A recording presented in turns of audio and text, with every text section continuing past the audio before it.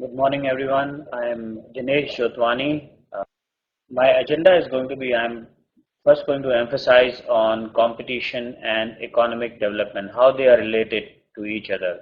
When the competition increases among businesses, the economic development takes place automatically. Then I'm going to talk about common goals of competition law and IPRs. Uh, though having common goals, there is also a friction between IPRs and competition law. We are going to touch upon that. What are the areas where there can be a friction?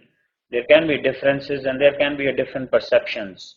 And there are various court judgments that we are going to cover, which will show friction between the IPRs and competition law.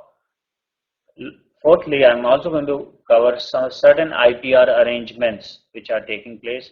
Especially competition law historically dates back even to the Roman Empire. When there were market traders, there were guilds, government, how they used to govern themselves. There was always an encouragement from the state that there should be more competition among them. But all these guilds, they resulted into big monopolies. And the main aim of the Indian Competition Act 2002 was to prevent practices having adverse effect on the competition, to promote and sustain the competition in the markets, to protect the interest of consumers, to ensure freedom of trade carried on by other participants in India. So when these objectives are put together, it regulates all kind of businesses deals that takes place, and the Competition Act carves out an exception for IPRs, of course.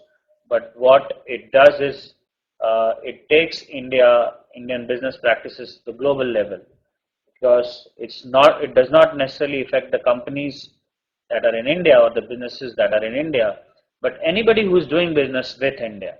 So there may be a company